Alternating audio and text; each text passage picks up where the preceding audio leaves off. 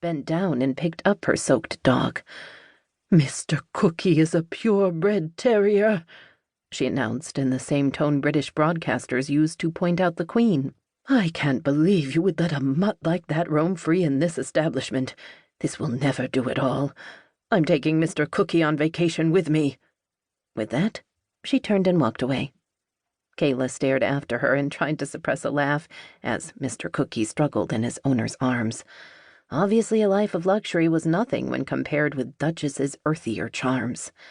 The dog yipped in protest as he was carried from the building.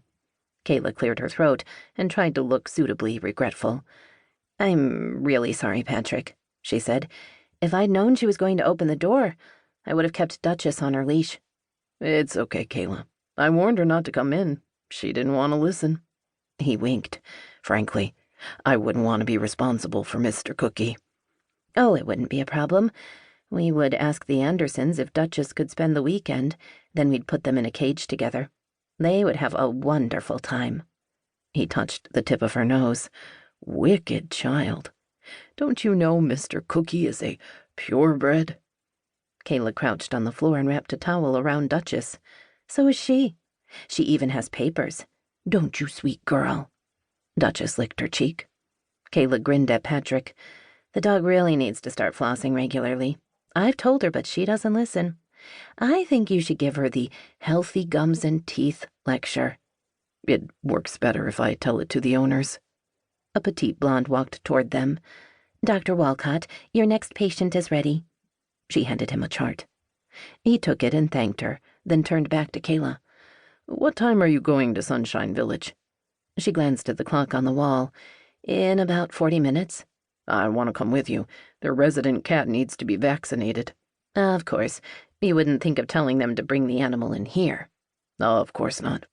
"You don't bill them either, do you?" He raised his eyebrows. "Are you angling for an accounting job?" "Smooth way of telling me to mind my own business, Doc." Patrick waved and headed for the examining rooms. Kayla stared after him for a minute. She'd known Patrick since she was a freshman in college, 7 years ago. He was by far the nicest man she'd ever known. And not bad looking, she thought, leaning out the door and watching his long-legged stride. His cotton lab coat covered his behind, but she'd seen him in jeans enough to know it was pretty impressive. She'd teased him once that there were probably women who had shrines to his butt hidden away in their closets. He'd brushed her comment off with a self-deprecating wave. So why wasn't he married, she wondered. In the time she'd known him, he'd dated a lot of women, but no one seriously. What was his problem? "So what's your problem?" she asked nearly an hour later as they sped down the freeway toward Sunshine Village.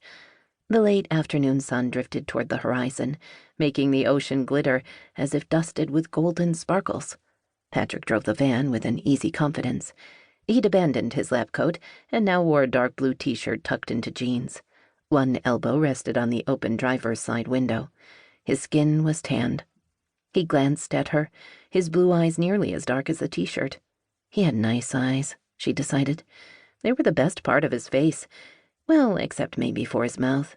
He had a good mouth, firm, well-shaped lips that nearly always curved up into a smile. "My problem?" he asked. "How old are you? 31, right?" She didn't wait for a response. "I've known you 7 years.